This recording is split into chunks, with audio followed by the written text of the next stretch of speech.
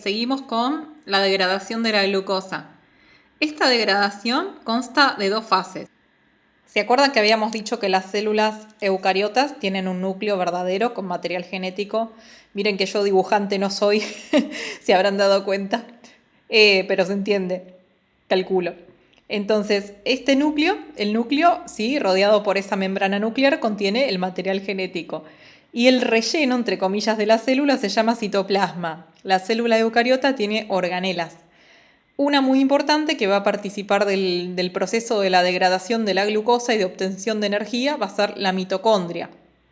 Entonces, las dos etapas del proceso de degradación de la glucosa son la glucólisis, que es la que vamos a empezar a ver ahora, que eso ocurre en el citoplasma, acá. Y la otra es la respiración celular, ¿sí? Y la cadena de transporte de electrones que ocurre en la mitocondria. Vamos de a poquito. Vamos con la glucólisis. ¿Se acuerdan de la glucosa que tiene 6 carbonos? Bueno, y como tiene 6 carbonos y es un azúcar, se llama hexosa, se clasifica así. Y como tiene la función, el grupo funcional aldehído, que lo marqué ahí en amarillo, es una aldosa. Y además tiene otros grupos funcionales que son alcoholes. Tiene muchos alcoholes. O sea, hay varios oxígenos en la glucosa, pero ven que acá hay un hidrógeno unido al carbono. Bueno, acá va a venir a parar otro oxígeno. O sea, se va a oxidar la glucosa. Oxidarse significa que se combina con oxígeno y al oxidarse le pasa otra cosa, pierde electrones, va a liberar electrones. ¿Sí? Esos electrones son energía.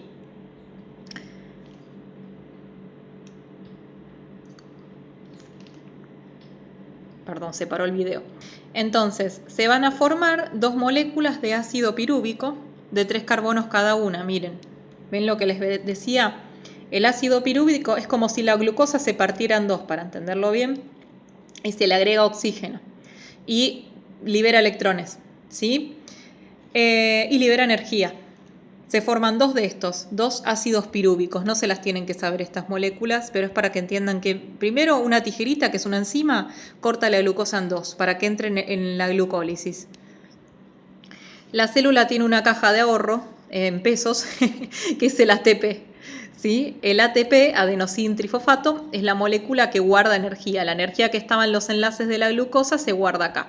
Y además hay otra molécula que es NADH, que en su forma oxidada es NAD y en su forma reducida es NADH. Chicos, no voy a explicar esto porque no viene al caso.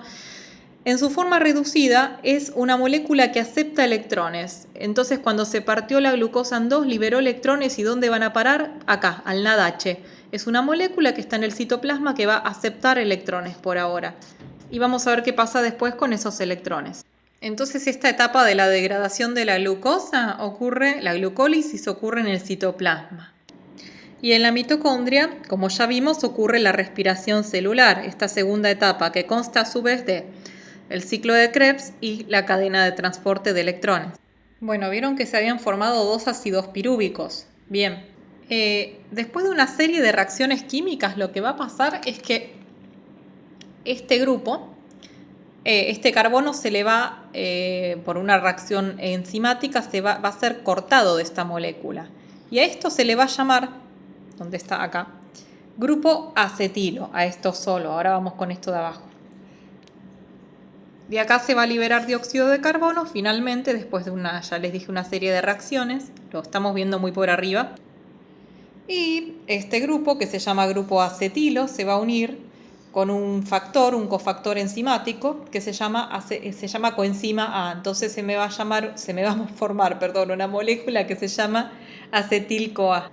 Bueno, y esta molécula es la que ingresa en el ciclo de Krebs. Bueno, no nos importan los nombres de cada intermediario, pero ven varias reacciones químicas para terminar obteniendo. Voy a terminar obteniendo dióxido de carbono y después de obtener ATP y moléculas que van a aceptar electrones para seguir con lo próximo que... Bien, la cadena de transporte de electrones que va a ocurrir en la membrana mitocondrial interna. Recordemos que la mitocondria tiene doble membrana. La membrana interna sería esta y la externa es esta. Este es el espacio intermembrana, la matriz mitocondrial, o sea, el relleno entre comillas de la mitocondria, y el ADN circular, que es el ADN mitocondrial. Ya vamos a hablar de eso igual. Ya lo habíamos visto, pero lo podemos repasar. Entonces, en esta membrana de adentro va a ocurrir el transporte de electrones. ¿Para qué? Para que después de un proceso de oxidaciones, donde participan muchas enzimas que son citocromos, se va a terminar obteniendo agua. Agua más energía almacenada en todas estas moléculas que dijimos. Entonces, este pasaje continuo de electrones va a generar, se los muestro acá, un bombeo continuo de protones e hidrógenos hacia el exterior de la membrana interna, hacia el espacio intermembrana. Entonces, todo este proceso, que se llama fosforilación oxidativa, genera más energía todavía, que se va a guardar en estas moléculas que ya mencionamos. Bien, no siempre la glucólisis ocurre en presencia de oxígeno. En ausencia de oxígeno se llama glucólisis anaerobia. Por ejemplo, las levaduras pueden transformar el ácido pirúvico en etanol, el alcohol etílico, el alcohol que usamos para las manos, para no contagiarnos del coronavirus, bueno, para matarlo, mejor dicho. Bueno, el ácido pirúvico se transforma en esto, ¿sí? Esto lo hacen las levaduras, por ejemplo, y en nuestros músculos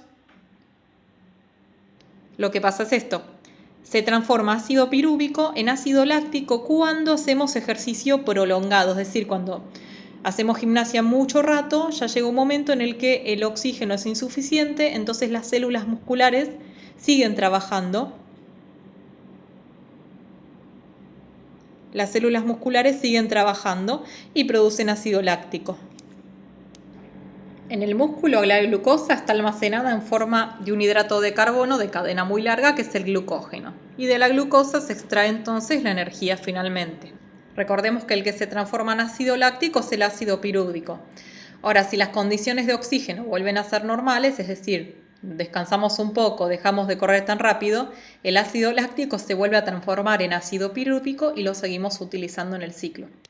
Entonces, ¿para qué respira la célula? Para obtener energía, ¿sí? En forma de ATP. Cuando hay demasiado ATP, hay mucha energía, ¿qué hace la célula? Deja o enlentece la respiración celular, ¿se entiende? Es un mecanismo que funciona por retroalimentación, que ya lo vamos a ver.